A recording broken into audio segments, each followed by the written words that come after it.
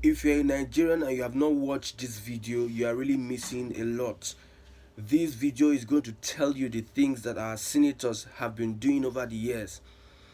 This parliament is making a lot of revelations. Our eyes are being opened at the gimmicks, the technicalities our senators are using to rip us as a nation, as Nigerians. This will show you that your senators are evil and we need to scrap the Senate from Nigeria if Nigeria wants to make any headway. Look at how Nigerian senators are being exposed in totality. Everything they do, how they make their appointments, how they appropriate monies to offices that are not supposed to be in the constitution, how they loot our funds through their appropriations. You can see budget padding have been what we have been experiencing over the years. If you don't watch this video, you are missing a lot. You need to orientate your mind. This is mind blowing. Don't forget, watch this video, like, comment, and also you can subscribe. The public display of wealth and opulence, unless members of the public can quickly see where you've gotten it, they will not be happy. Over the weekend, I was speaking of a young member of parliament from my community who has bought a helicopter.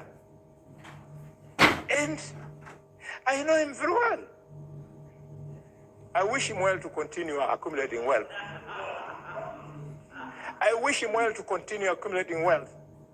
But please, I'm asking the president to ask himself, how can the membership of an MP to a committee of parliament be the basis for him to be able to afford some of the things that are not affordable?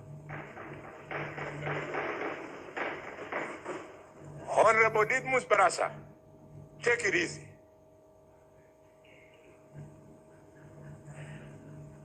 Those helicopters will not change your life. Mr. Speaker, I equally offended somebody whose name I never mentioned in Kakamega over the weekend about this issue of opulence. I just wondered, how would an MP be able to donate 20 million shillings at a Harambe? He was very offended. In another function, I saw a minister of this government carrying a white bag on the back like this and started announcing how many millions are in that bag. Said, Moja, Billy. No. Mr. Speaker, if we don't refuse these things, people like Murkomen will think that they are giving us their money. It's not their money. Those are proceeds of corruption.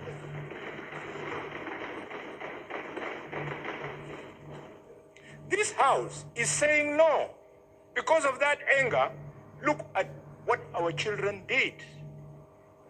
Mr. Speaker, people are angry and hate us as leadership because every weekend, helicopters, they crisscross the skies, all of them going to functions where these millions are being dished.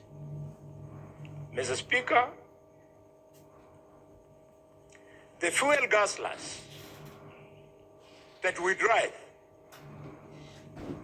I know if you go to this parking, Mr. Speaker, you can see the difference between the vehicle four-wheel drive driven by your senators compared to those ones driven by members of the National Assembly.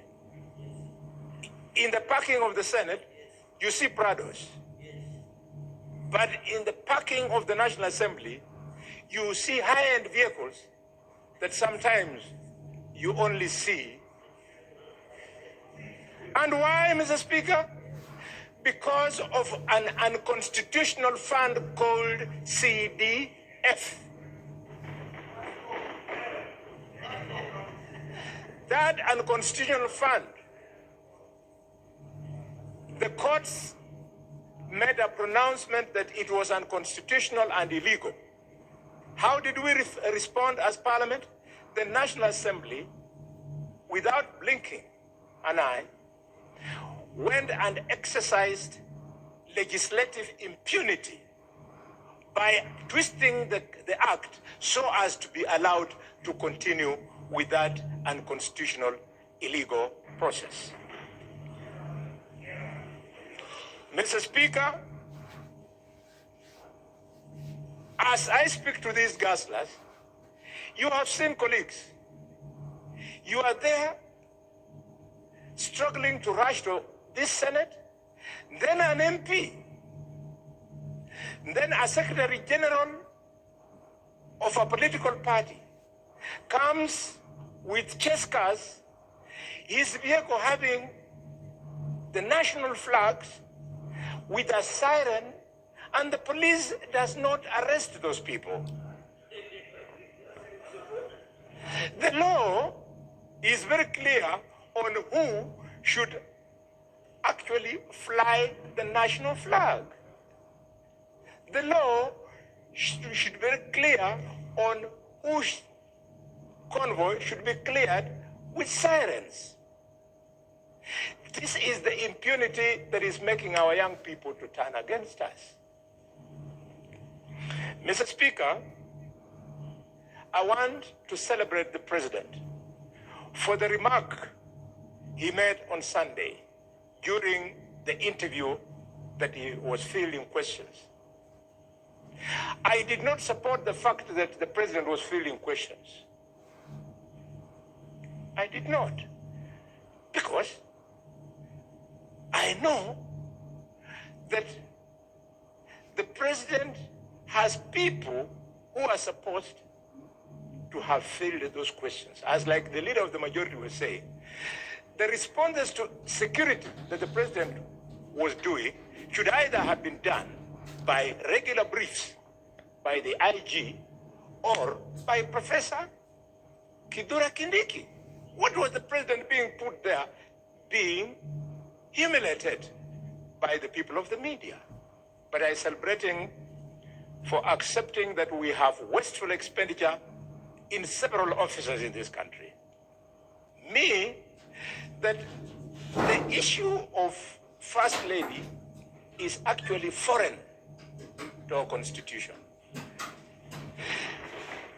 As if it's not enough, we not only have the office of the First Lady, wife of the President, gobbling millions of shillings, we also have another one for the office of the wife of the Deputy President, another one for the office of the wife of the Prime Cabinet Secretary, another one for the office of the governors. I always say, God bless Kenya.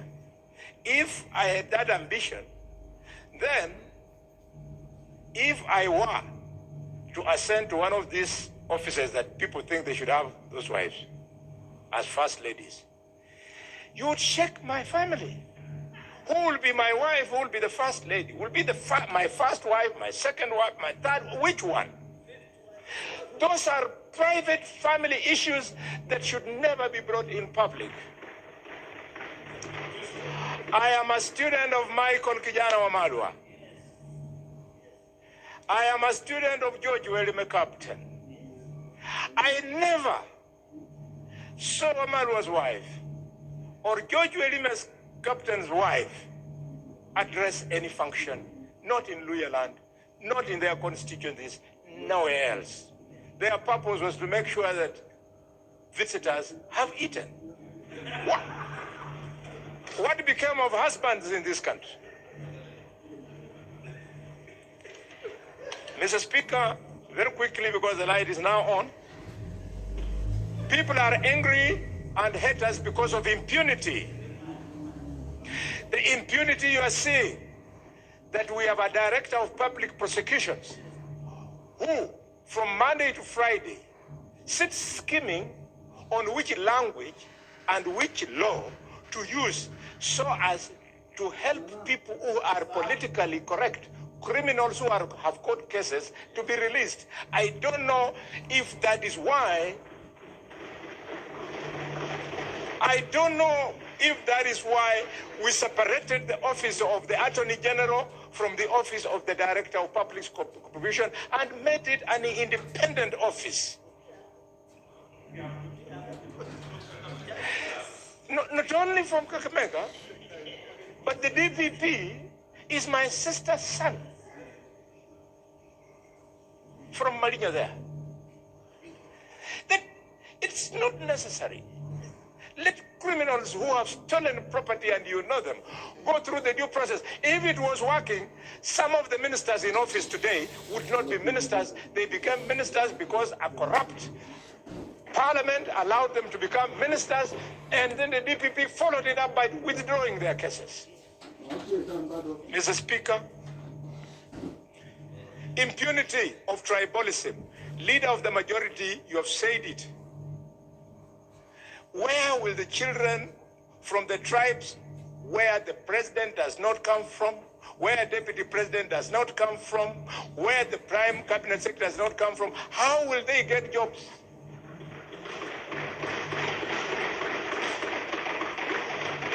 Mr. Speaker, they hate us because of the impunity of nepotism.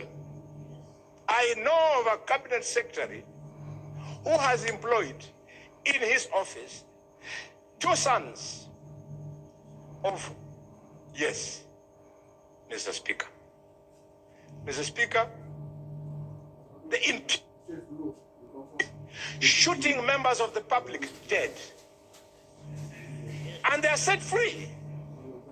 And we say we are living in a country of rule of law.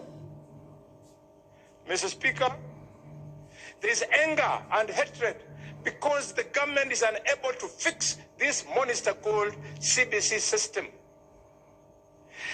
That system has killed free primary education. That system has destroyed the quality of education. For many years, my children have been doing the exam at Marinya Primary School, all of them. It's only right now that for the first time, my daughter, Sonia Inuni Khalwale, is now in class 7 junior secondary in a private school, because at Marinya Primary School, where we all went to, all my children and myself, it has collapsed. There are 2 teachers in a class of 150